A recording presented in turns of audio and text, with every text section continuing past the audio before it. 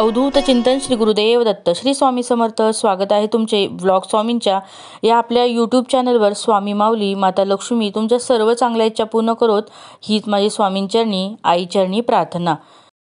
एकादशी आहे तर उद्यापन करावं का? मासिक पाळी, सुतक, विटाळ किंवा बाहेरगावी जाणार असाल तर काय करावं? एकादशी दिवशी नैवेद्य दाखवला जातो का? एकादशी आणि गुरुवार दोन्हीही उपवास असतील तर उपवास कधी सोडावा? श्री स्वामी समर्थ। नमस्कार सर्वांना, माझ्या चॅनलवर तुमचे मनापासून स्वागत आहे। मार्गशीर्ष महिना सुरू झाला आणि आपले 2 गुरुवार देखील झालेले आहेत। 24 डिसेंबरला चौथा गुरुवार आहे। या महिन्यामध्ये 4 गुरुवार पडले, त्यातील 2 गुरुवार आपल्याकडून व्यवस्थित झालेले असतील। चौथ्या गुरुवारी एकादशी आहे। सर्वांना पडलेला मोठा प्रश्न म्हणजेच एकादशी आली आहे, मग त्याच दिवशी उपवास सोडावा का आणि देवीला नैवेद्य दाखवावा का आणि उद्यापन करावे का? कारण एकादशी दिवशी देवांना नैवेद्य दाखवला जात नाही, कारण एकादशी भगवान विष्णूंना समर्पित आहे। म्हणून एकादशी दिवशी उद्यापन करावे का असा सर्वांना प्रश्न पडलेला आहे। किंवा मग चौथ्या गुरुवारी जर कोणी बाहेर जाणार असाल तर त्यांनी काय करावं? किंवा मग मासिक पाळी येत असेल आणि कोणताही विटाळसुद्धा येत असेल तर चौथ्या गुरुवारी उद्यापन करावे का? तर ते कसे करावे हे आपण पाहणार आहोत। आपण मागच्या वर्षी अमावस्येला उद्यापन केलं होतं, तर यावर्षी तुम्ही एकादशीला सुद्धा उद्यापन करू शकतात का? असं कुठे दिलेलं नाहीये की मार्गशीर्ष महिन्याचंच व्रताचं उद्यापन एकादशीला चालत नाही। आता सगळ्यात महत्त्वाचं की एकादशीला देवाचा उपवास असतो। एकादशी भगवान विष्णूंची सेवा केली जाते, पण सत्यनारायण केलं जात नाही। जर तुम्ही माता लक्ष्मीचं उद्यापन एकादशीला करू शकता जर तुमची इच्छा असेल तर।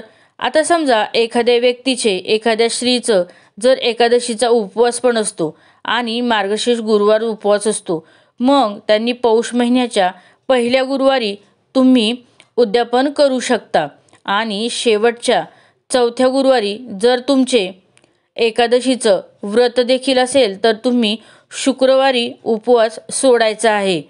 मित्रांनो, गुरुवारी रात्री उपवासाचे काहीतरी गोड किंवा फळं खायची आहेत आणि शुक्रवारी एकादशी सोडायची आहे, कारण भगवान विष्णूंना एकादशी समर्पित असल्यामुळे एकादशीचे अर्धे व्रत करत नाहीत। म्हणजेच आपल्याकडे म्हणतात ना की लंगडी एकादशी करत नाहीत, त्यामुळं ते व्रत रुजू होत नाही। म्हणून एकादशीच्या दिवशी संध्याकाळी उपवासाचं काहीतरी खाऊन शुक्रवारी उपवास सोडायचा आहे।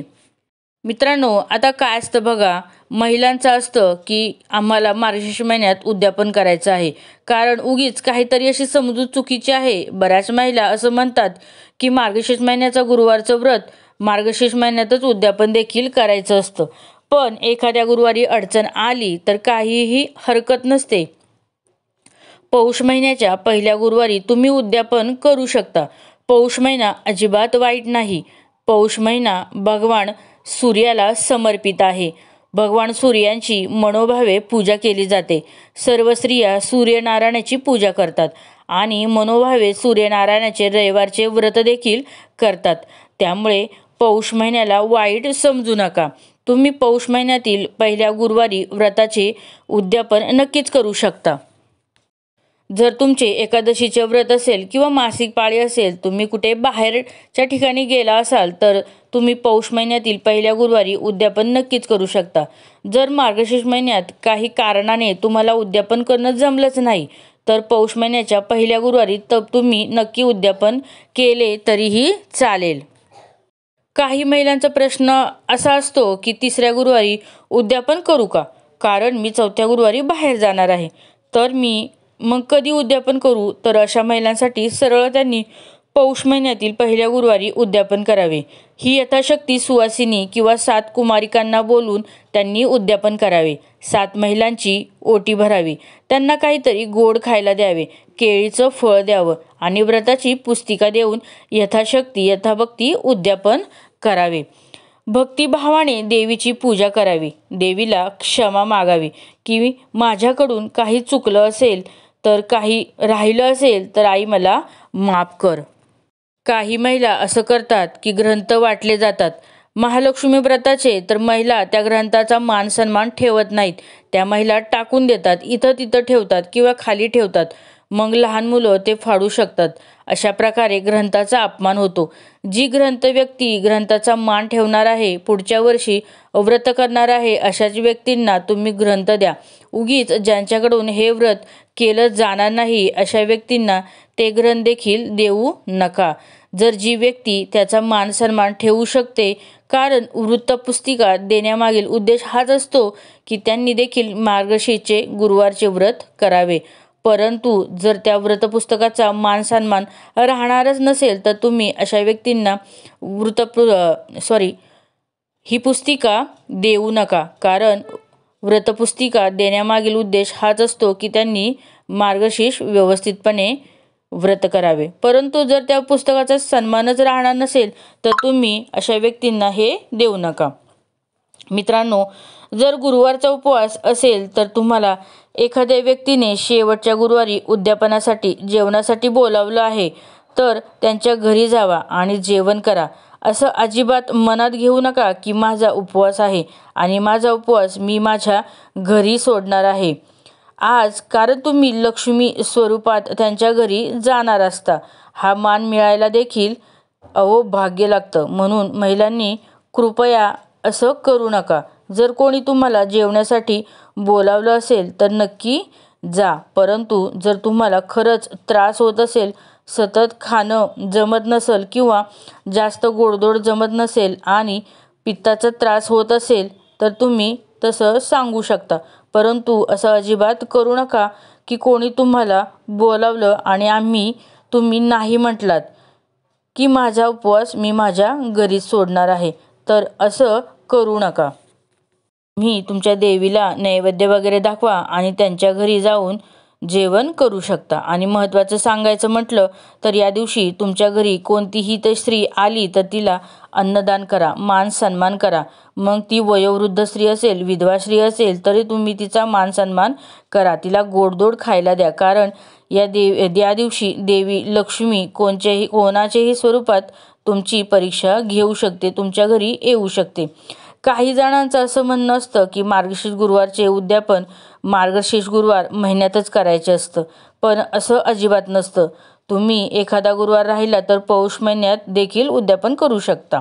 व्रत आणि उपवासामागील कारण एकच आहे की मार्गशीर्ष महिन्यात देवीच्या सात्विक लहरी पृथ्वीवर जास्त सक्रिय असतात.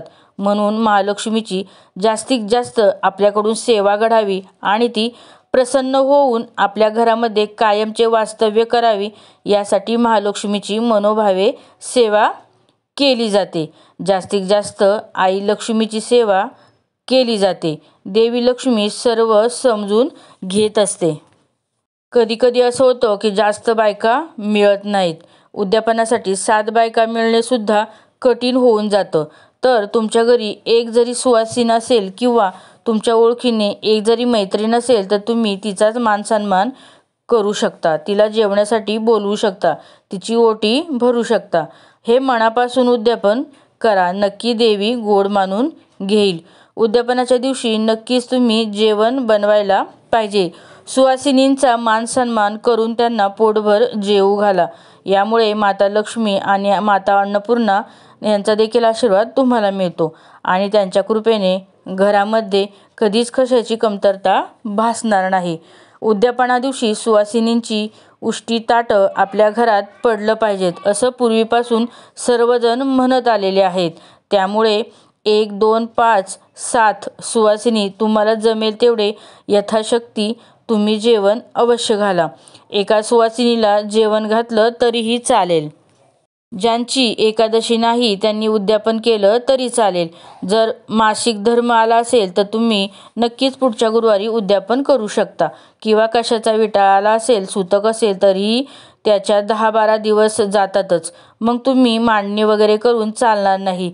तुम्ही फक्त उपवास करायचा आहे. तुम्ही देवीची सेवा करा, उपवास करा, पण मनोभावे व्रत करा, सेवा करा. परंतु काही अडचणींनी जर आपल्याला हे करणं जमत नसेल तर उगीच मनामध्ये काहीही आणू नका. फक्त उपवास केला आणि मांडणी नाही केली, जर तुम्हाला बाहेरगावी जावं लागलं तर तुम्ही तुमच्या लेकीच्या घरी गेला, सुनेच्या घरी गेला, पाहुण्यांच्या घरी तिकडे जाऊन सेवा केली तरी देखील चालते, पण सेवाचं महत्त्व समजून घ्या. कुठलाच महिना वाईट नसतो. पौष महिना देखील अत्यंत चांगला आहे. तुम्हाला जर एकादशी दिवशी व्रतचे उद्यापन करावेसे वाटत नसेल तर तुम्ही पौष महिन्याच्या पहिल्या गुरुवारी उद्यापन करू शकता. माहिती पूर्ण व्हिडिओ आवडला असेल तर व्हिडिओला लाईक करा आणि चॅनलला सबस्क्राईब करा. कमेंट बॉक्समध्ये श्री स्वामी समर्थ, जय माता लक्ष्मी नक्की लिहा. अनंत कोटी ब्रह्मांड नायक श्री स्वामी समर्थ, श्री गुरुदेव दत्त. ओम महालक्ष्मीय नमो नमः.